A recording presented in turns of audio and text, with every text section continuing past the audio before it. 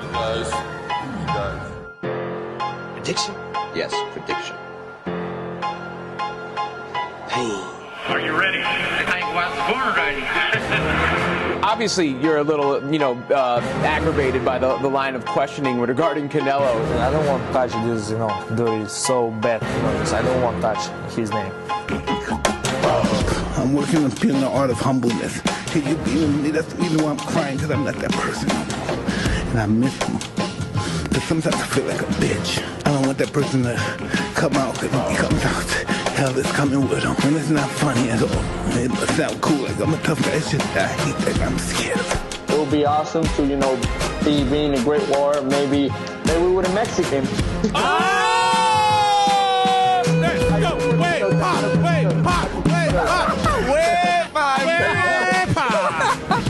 I have to put the joke. No. Hey, thank you. perfect play, man. I appreciate Good you. timing. Can't put predictions, man, but I definitely don't want to leave it to the judges.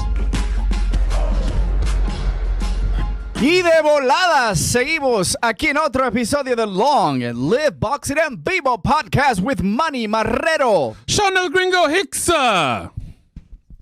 Hopper. Breaking it down. Oh, Woo! yeah. I'm excited. Like it should be. Wicca. Like it is. Like it should be. Oh, we always do. Man. Said. Hating each other sometimes, throwing up. Never hate, brother. No. Never hate. It's all Puro love. amor. Puro amor. Puro amor. All right, so here we go. It's Fight Week, bitches! In the DFW area! This is what we call the Pusta Bass of the locals. In Dallas, Texas. Wow. It's a state Dallas, championship. Texas It is. Grand Prairie. I know.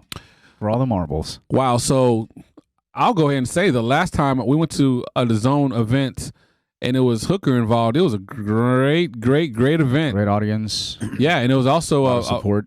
somebody that was out of the Robert Garcia camp. So how ironic is that? I know. Crazy. Small They have world. the game plan already for him. So speaking of which, it's Vergil Ortiz Jr. Some people say the future of boxing versus Maurice Money Mo Hooker fighting in Fort Worth, Texas at the Dickies Arena, a brand new arena. Definitely, I got to be honest, when I heard this, I was thinking, what a great step up for a young, exciting young lion as Vergil Ortiz. I'm extremely excited. But at the same time, I'm also intrigued from the standpoint of, wow, Maurice Hooker is, taking this fight. I mean, he's obviously, got his own thoughts on where he think he can go and what he thinks he can do. He can definitely create some problems with his reach and his height. Now, the thing is that he's taking this fight, but he's taking it at a different division. Moving on up. He's moving on up. From So 140 not to only he's 147. stepping up in division, but he's also stepping up in the caliber of his opponent. Not that Jose Ramirez was, because Jose Ramirez he's going to be, huge. He's still getting. No, that's a great point, Manny. Definitely, because that was one thing that I've always kind of been saying is I think, because I know the previous fights, like I'll go ahead and say the Jose Ramirez fight. It really almost seemed like Maurice Hooker in the beginning was off balance and, he was kind of struggling. And I know prior to that, he had some challenges with the weight. So I always felt like, just going to be natural for him to move up, but he really wanted to stay at 140. But, here we are. It's not a catch weight. I know that Regis Prograis and They tried to do a catch weight. They tried to do a catch weight, but we're at 147. And, I couldn't be happier. I mean, I'm really excited about this fight. I love watching Vergil Ortiz fight, and I've seen Maurice Hooker fight. Literally, I saw his first fight when he fought in Frisco, Texas, at a minor league baseball field. So I mean, I've seen the entire career kind of unfold, and I do think he has a lot of fight in him, a lot left in the tank. But he's definitely got something in front of him, something serious. What do you guys think? Oh, I think he's in there with the dog. Vergil Ortiz is 16-0 with 16 knockouts. He's he has the smaller reach than Mighty Mo. Mighty Mo has about 80-inch reach. Vergil Ortiz has a 72-inch reach.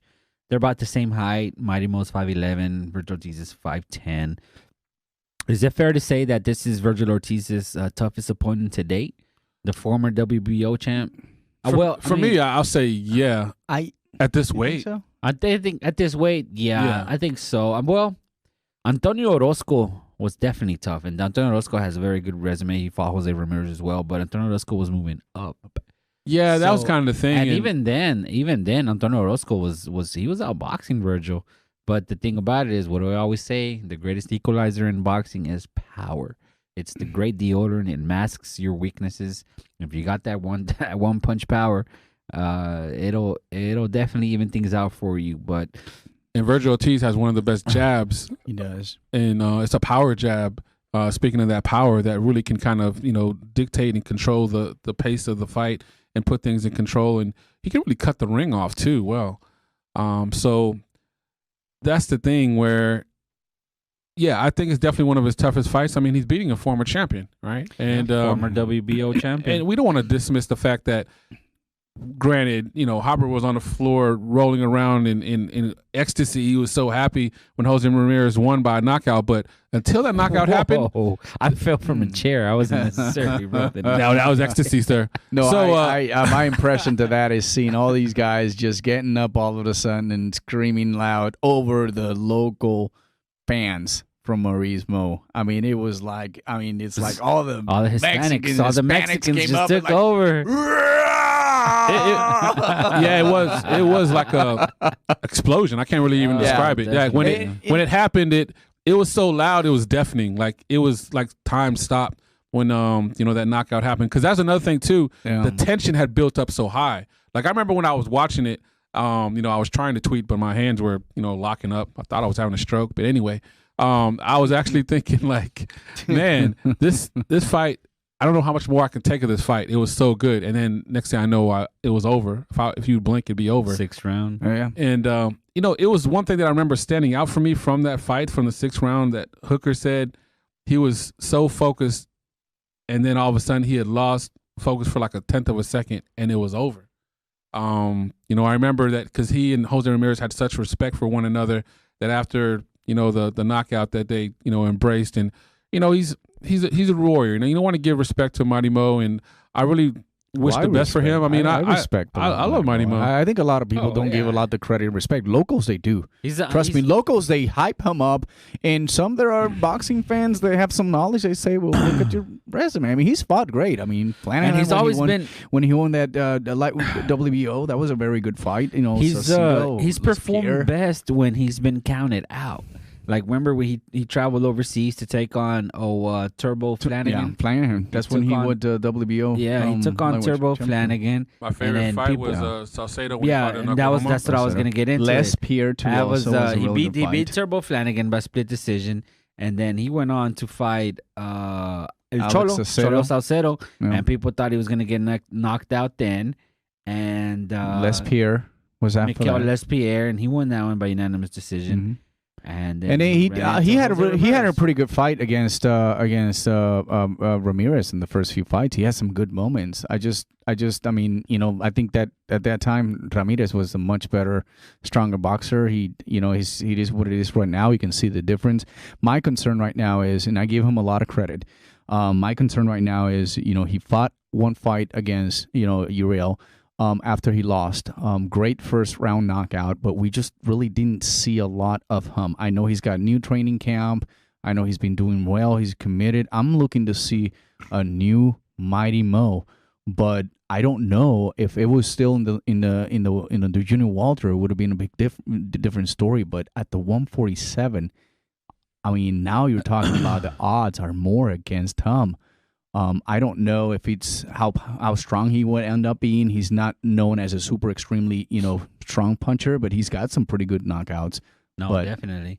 And in order to really get into Vergil Ortiz, you need just more than that. And at the 147, and you know what? This fight has I'm always intrigued by the underlying storylines that every fight presents, because every fight has underlying storylines, whether it's fake beef or actual beef, or something that happened in the past. But this fight takes on a little more meaning because it's for a regional title within the WBO. And I know it's a little confusing sometimes with all these minor intercontinental. And anyways, right. Ortiz is presently the number two contender for the main WBO title. his fight with Mighty Mo, it's going to have the WBO Intercontinental Welterweight title at stake. It's carrying so much more significance because who is the WBO champion at 147? That's Terrence Crawford. Oh, yeah, Terrence Crawford, who is a stablemate of Mighty Mo. They both share the same trainer. So, see, I like these storylines. I like to connect these storylines. So, if Vergil Ortiz beats Mighty Mo, it can very possibly set up a showdown with Terrence Crawford. And I think that fight, it would be much easier to be made than that other.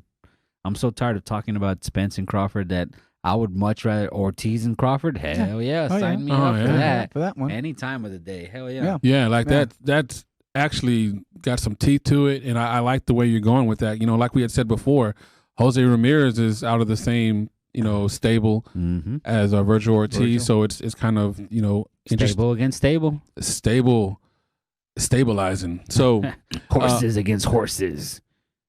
I think that it's definitely going to be a memorable night. I think it's going to be people look at it as because Vergil Ortiz said himself. In fact, he predicted this.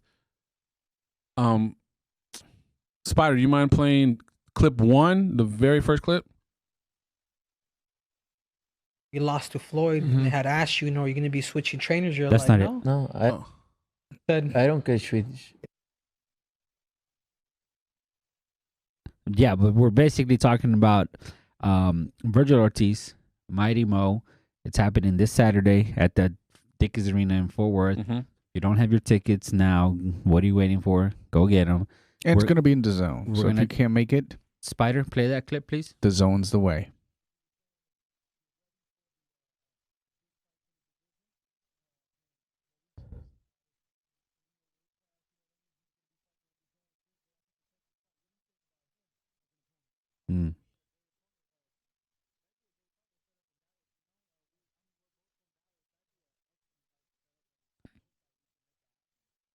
This was what, 2 years ago? 2 years ago. 2 years ago. So he was already foreshadowing them. And I mean, you guys from your hometown, man, shout out to Dallas for these fighters. Earl Spence, Vergil, Mighty Mo, and even Charles Hatley. And you got a bunch of other. This is the admiration that they have for each other. It's also, he's been watching them since he was a world champion. And, he knows the caliber opponent he's got and what Mighty Mo can do. And he's not afraid of making these fights happen for the fans. A lot of people protect the same people from their stable. A lot of people protect the same people from their own cities. And guess what? These guys, let's get it at it with no beef, no nothing. I mean, it's just let's let the best guy win, and this is for our career, and this is business, and that's what I like about it. Predictions? Yeah, let's get to it. So, who do you got, Gringo? This one, this was tough for me because obviously, really. He's a big Mighty Mo. Oh, yeah. Well, I'm a big Mighty Mo fan, so it was tough from that standpoint. As far as like what I think is going to happen, that's not so tough. So I like Maurice Hooker a lot. I like what he brings. I kind of call him a grinder, where he's got a lot of intangibles from the standpoint he knows how to use his reach and create problems, and he's not scared to bang. But I don't know if he has enough power to keep off Vergil Ortiz and what he brings, that buzzsaw. So I think that, Vergil Ortiz with his power jab is just going to kind of, wear down, cut corners off. And I see it 8th round stoppage of Mighty Mo Hooker. I would be surprised if it actually goes the distance at all. I can't really see it going any other way. I just think that Vergil Ortiz is just too much in his prime, and, it's really set up for him to look great and look well. I have the highest respect for Mighty Mo, and I'm sure that Bomac is going to have him looking better than ever, but I don't think his best is better than what Vergil Ortiz is going to bring. Interesting. Manny? This is going to be a good fight. I'm excited about it. The two local ones, they just, going at it. WBO, Intercontinental, opportunity for a future, possibly mandatory. We'll see. But I think Gringo is right, and there's two things that are going to happen here. Vergil will continue to be undefeated, and also he will continue to be perfect as it pertains to knockouts. And I honestly, Vergil's got much power than Jose Ramirez. He lasted 6 rounds with Jose Ramirez. I do not see this fight going over 4 rounds. I'm giving it 4 rounds. Took my prediction over. Because That's exactly. I honestly, I was going to say 5. But you're being yeah. Because I wish not. I agree with you. New camp, new everything. I wish I would have seen a little bit more of Mighty Mo in the last fight. Great, he got a first round stoppage. I don't know. I mean, probably local people here are going to think, what do you know about? What do you know about? I just know what I see and I give a fan perspective. And I got to see it to believe it. And right now, Vergil Ortiz it's honestly the future of the welterweights. Drop mic. Wow. Yeah, I'm thinking Vergil Ortiz all the way. Vergil Ortiz and 5th round stoppage of Mighty Mo. I think Mighty Mo is just a little too thin for the 147 division. I think he was a little too thin for the 140 division. He was just right timing, perfect timing, right time at the right time. Right place at the right time. Yeah. That's what I meant to say. Yeah. In the 140 division, when he won his title and he defended it against, Cholo Salcedo, who has no defense and subsequently retired. But now he's fighting Vergil Ortiz from the same camp as Jose Ramirez. I'm thinking Vergil stops him in 5, maybe if that. Being generous. So I think we're all in agreement. Vergil ends up winning, but I want to touch up and highlight real quick some of the undercard fighters, some of the local talent. Woo! Please. Our boy Tristan Cal Cruz is going to start off the fight. Sweet tea. Cruiserweight, 7-0 versus Dustin Long. You're talking about one of the most athletic cruiserweights. Every time he wins, he does a backflip. Dude's that big doing the backflip. He's like 6'3", 6'3", something like that.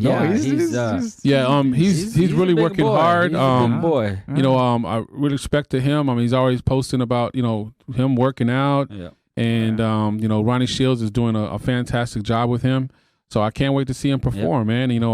I'm really excited about his career and where it goes. Hector Valdez, super bantamweight, 13-0 from the area as well, is taking on Alberto Torres. Hector Valdez, we've been watching. I remember I was at his pro debut at the Dickies Arena many moons ago. Whoa. So many moons So good ago. for him. And then our boy George Rincon, super lightweight, 10-0, one half of the Rincon brothers. And hey, George, Alex.